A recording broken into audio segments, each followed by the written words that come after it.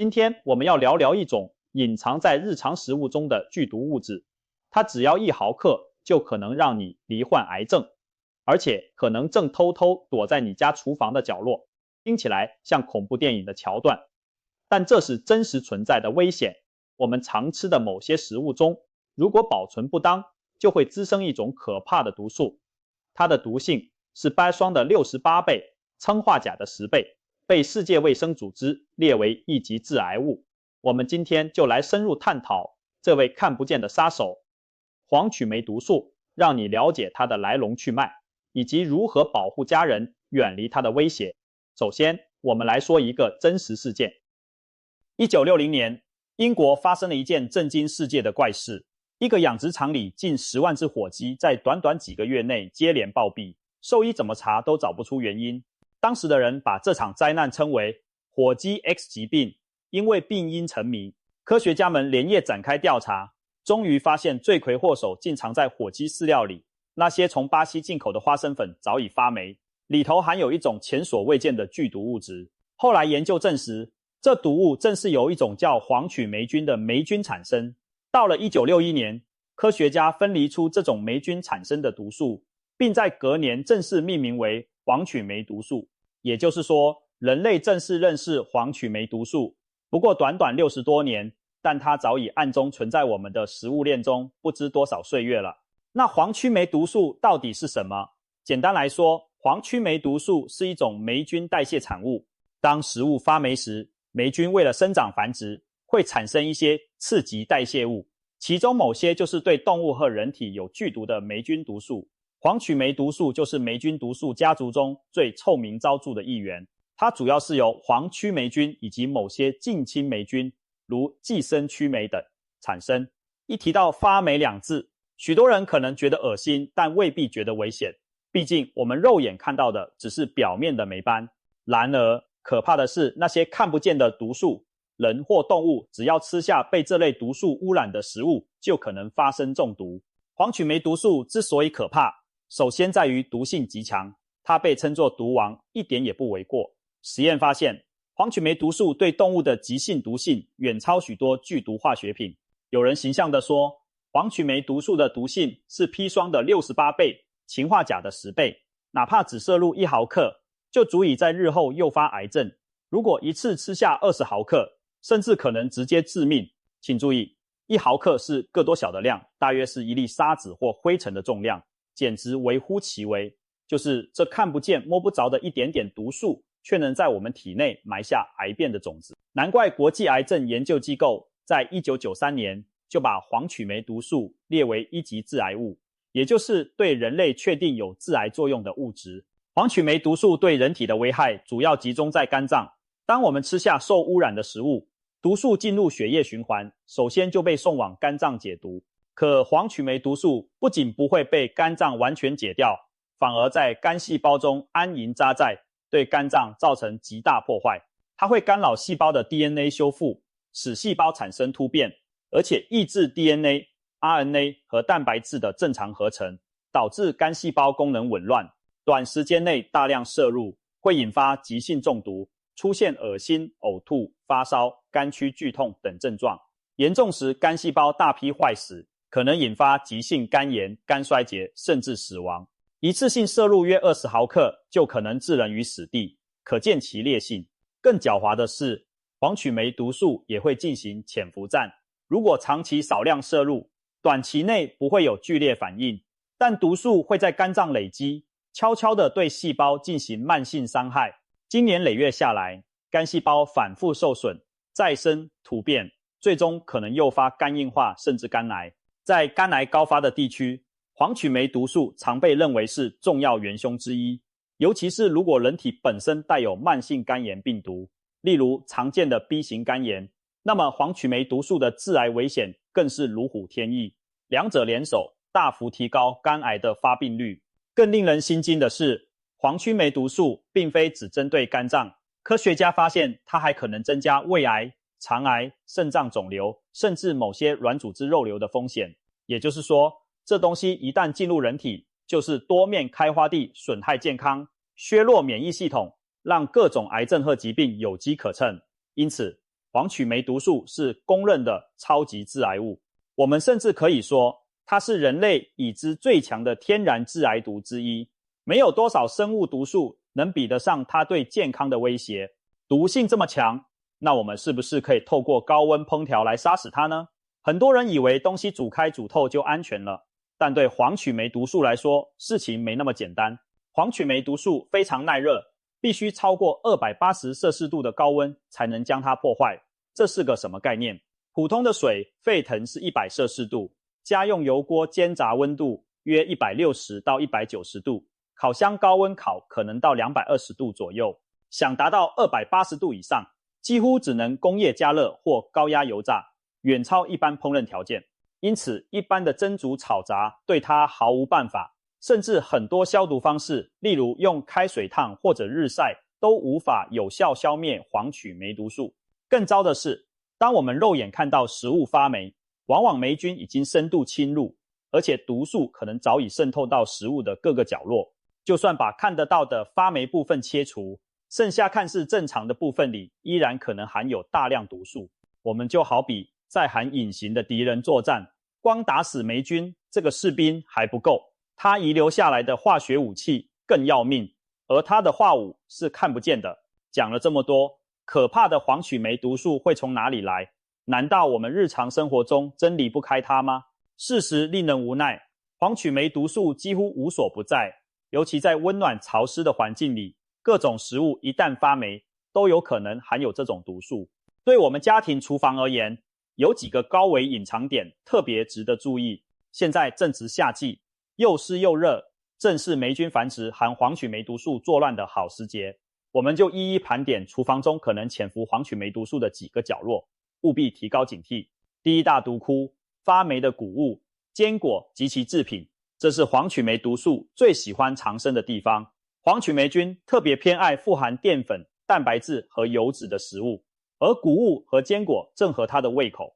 如果家里的米、麦、玉米、大豆、花生、核桃、瓜子等保存不当，受潮发霉，那几乎可以肯定产生了黄曲霉毒素。一旦闻到谷物有霉味，或者坚果发软长毛，就千万别心疼，立刻丢掉。有些人可能想把发霉的挑掉，剩下霉霉般的继续吃，千万不要这么做。前面说过，霉菌长过的食物，毒素很可能已遍布其中，不是表面看起来干净就安全的。我们来看看真实案例。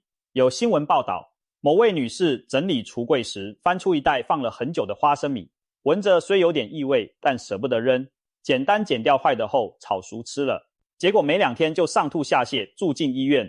检查发现是黄曲霉毒素急性中毒，她的肝功能指标狂飙转氨酶是正常人的10倍。医生说幸好送医及时，不然可能会有生命危险。可见一把发霉花生的威力。如果平时习惯买很多米面或坚果囤着慢慢吃，更要小心保存。潮湿天气下，谷物和坚果极易长霉，一旦吃到发苦的瓜子、花生或核桃，务必要立刻吐掉并漱口，因为那苦味10有8九就是黄曲霉毒素在作祟。有经验的人都知道，正常的坚果带有油脂香或甘甜，唯独发苦的多半已经变质含毒。还有报道揭露，一些不法商贩从境外走私发霉变质的坚果，混进市场以次充好出售。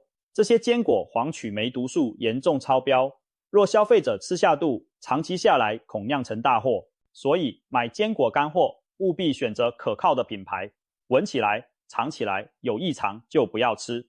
不仅原料会发霉，用发霉原料制成的食品更危险，因为你往往看不出霉变痕迹。举例来说，香喷喷的花生酱、芝麻酱其实可能暗藏杀机。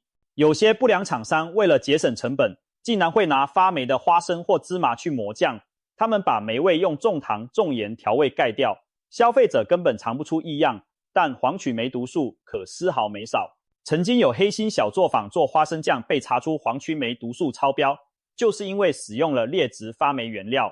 同样的风险还存在于劣质的豆瓣酱、酱油等发酵调料中。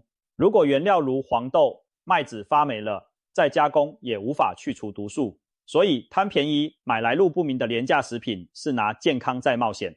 第二大毒窟，土榨花生油等粗制食用油。中国人爱用花生油炒菜，市面上有些传统小榨油坊的土榨花生油，因为号称纯天然，味道香浓而受到一些长辈青睐。然你知道吗？这样的土榨油其实可能是黄曲霉毒素的培养皿。原因很简单，花生特别容易受黄曲霉菌污染。如果种植和收获过程中遇上潮湿的天，花生在土壤里受潮，发霉几率很高。花生果埋在土里，本身就容易沾上霉菌孢子。若收获后没有马上晒干，更是等于帮黄曲霉菌创造温床。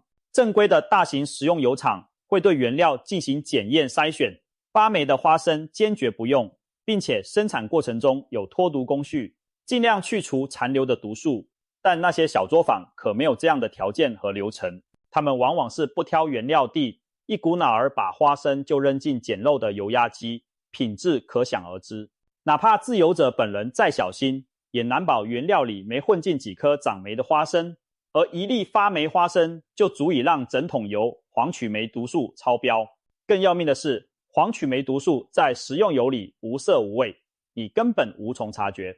有研究发现，许多传统土榨花生油样品的黄曲霉毒素含量都远高于安全标准，非常令人担忧。除了黄曲霉毒素，小作坊土榨油往往还含有苯、并皮、丙烯醛等其他致癌或有害物质。毕竟制油过程简陋粗放，温度火候难控，很容易产生各种残渣和高温裂解的有毒产物。综合来看，土榨油堪称危险成分的大杂烩。为了家人健康，实在不该贪图所谓的香味和便宜。我们应该选择有品质保障的大品牌食用油。那些产品不仅原料把关严格，也会经过脱毒、精炼、黄曲霉毒素等指标都经检测合格才上市，相对更安全。第三大毒窟，保存不当的香辛料和干货。很多人不知道，干燥的香料其实也可能长霉生毒。别以为东西很干就没事，一些香辛料如辣椒粉、花椒、八角、肉豆蔻粉、姜黄粉等，常常因为产地气候炎热潮湿，在种植、晾晒或运输过程中受潮发霉。如果再以散装方式长途运输，没有密封，沿路温度湿度变化，就更容易滋生霉菌。一项调查就显示，在对几十种市售辣椒粉和其他香料样品的检测中，有超过一半检出了黄曲霉毒素或相关的霉菌毒素。其中桂皮、辣椒、花椒、生姜粉等香料的污染情况比较严重。有的香料闻起来虽然还是香的，但实则霉菌已经入侵，只是肉眼难辨。此外，香料通常表面褶皱多，研磨后粉末颗粒细，这些形态特征都让它们更容易吸附水分并滋生霉菌。所以家里的干辣椒、胡椒粉、咖喱粉等等，务必要保存在阴凉、干燥、密封、防潮的地方。一旦发现香料变色、结块甚至有霉斑，也应立刻丢弃，不可心存侥幸。第四大毒窟，厨房用具的隐藏霉菌。黄曲霉毒素不只藏在食物里，甚至可能寄生在我们天天使用的餐具和用具上。前面提到英国火鸡事件让科学界认识了黄曲霉毒素，而在日常生活中也曾发生过一桩触目惊心的案例，一家4口先后罹患癌症的悲剧。这家人并没有家族遗传病史，但全家人相继被诊断出不同的癌症，引起医生重视。经调查，发现他们家的砧板和筷子上检出了大量黄曲霉毒素。原来他们常年使用同一块木质砧板，表面布满刀痕和陈年残渣，又经常处在潮湿的环境，早已长满霉斑。看似洗干净晾干就收起来的筷子，其实在细小缝隙里也隐藏了霉菌污染。最终这些餐具每日暗中投毒，成了全家患癌的元凶之一。这个真实事件听来让人背脊发凉，但也给我们提了个醒。木质、竹质的砧板和筷子用久了极易发霉，滋生黄曲霉菌。我们平时夹菜用筷子，难免会有食物残渣和淀粉粘在上面。如果清洗不够仔细，或者筷子晾不干，时间一长就可能在肉眼看不到的细孔中发霉。同样的，砧板如果每次用完没有洗净擦干，也很容易在刀痕沟槽里藏污纳垢，长出霉菌。特别是南方梅雨季节或厨房通风不良时，这问题更加严重。建议大家每次用完砧板都及时以热水刷洗干净，擦干后立在通风处晾干，千万不要长时间让砧板处于湿润状态。另外，木质和竹制的筷子应该定期更换，有专家建议大约每3个月就换一批新的，不要等到明显发黑发霉才丢弃。砧板则最好1到2年更换一次，并且生食熟食分开使用，千万别舍不得那点小钱。毕竟这类工具天天接触入口的食物，它的干净与否直接关系您的食品安全。第5大毒窟，泡发过久或存放不当的食材。除了上面几类，我们还要留意一些平时容易疏忽的环节，比如泡发的干货。不少人喜欢买干香菇、木耳、干贝等回来泡水发制，然而如果一次泡太多吃不完，泡在水里的食材久置不理，就很容易变质滋生霉菌。其中一个典型例子就是泡发过久的木耳。木耳本身富含蛋白质和纤维，泡水后营养液溶出，更是细菌霉菌的温床。如果泡了几天的木耳开始发黏发酸，那里头可能已经产生了类似黄曲霉毒素的生物毒素。有报道就指出，变质的泡发木耳曾导致多人食物中毒，所以木耳、黄花菜等干货泡发后超过1天没吃完，就不要心疼，该丢就丢，以测安全。还有隔夜饭菜，如果没有及时冷藏，放在室温下焖着，也可能长霉变质。特别是煮熟的米饭，如果保存不当长毛，米饭上的黄绿色霉斑也极可能是黄曲霉菌。所以看到饭菜发霉，一律丢掉，不要去掉坏的继续吃。这种侥幸想法，以上列举的是最常见的几个毒窟，其实概括起来就一句话：凡是食物发霉，就要当心黄曲霉毒素。了解了来源，我们再想想对策。难道我们对黄曲霉毒素就束手无策，只能提心吊胆过日子吗？当然不是，我们完全可以采取一些主动的预防措施，把这个隐形杀手挡在门外。首先，切断毒素的来源。霉菌爱湿怕干，嗜热怕冷，我们就从存放条件上下手，不要囤积过多食物，尤其是米、面、豆、花生这类农产品。就算超市打折促销，也别一下买太多回家堆着，存货越久，受潮变质的风险越高。采购时也要紧盯品质，如果发现包装袋内有结块、霉点，或者产品颜色变暗，闻起来有异味，说明可能已经受潮，不要购买。坚果类最好选小包装、短保质期内的新鲜产品，拆封后尽快吃完。一旦开封，剩余部分要密封防潮保存。对付南方潮湿气候，可以考虑使用密封罐、干燥剂，甚至冰箱冷藏也是个办法。低温能减缓霉菌生长，但要注意，冰箱虽能抑制霉菌，却不能杀死毒素，所以关键还是防止食物发霉。其次，勤快清洁厨房和餐具，砧板、抹布、筷笼这些经常潮湿的地方要经常清洗晾干，定期用开水烫或太阳下暴晒。虽然阳光和热水杀不死毒素，但可以杀死霉菌孢子，减少霉菌滋生。对已经出现霉点的砧板筷子，果断淘汰换新的，不给黄曲霉毒素立足之地。厨房保持通风，橱柜定期查看是否有受潮霉变的食品，一有发现立刻清理干净。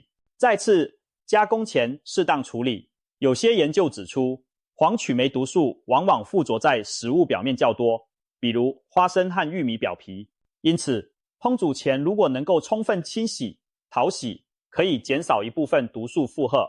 像米、豆煮之前多洗几遍水，带壳花生用清水漂去灰尘，玉米粒在煮之前也反复冲洗。虽然这不能消除全部黄曲霉毒素，但聊胜于无。另外，我们平常多吃新鲜蔬菜对身体有好处。有实验显示，绿叶蔬菜中的叶绿素似乎能在肠道中部分阻挡黄曲霉毒素的吸收，所以均衡饮食、多蔬果纤维对防范霉菌毒素的危害可能有一定帮助。但要强调，这只是辅助降低风险，绝不是让你放心去吃发霉食物。预防的重中之重还是在源头上杜绝霉变。最后一点，也是最简单粗暴却非常重要的，凡是食物发霉变质，一个字，扔。别嫌浪费，别心存侥幸。和健康比起来，那点食物成本不值一提。有句话说得好，省小钱省出大病来。很多悲剧正是从舍不得扔东西开始的。发霉的馒头、长毛的豆腐乳、剩太久的汤汁，都可能藏着超标的黄曲霉毒素。与其吃下肚危害健康，不如当断则断，及时丢掉。有人或许会问，那发霉的食物如果切掉霉的部分，煮沸了吃，真的一点都不能要吗？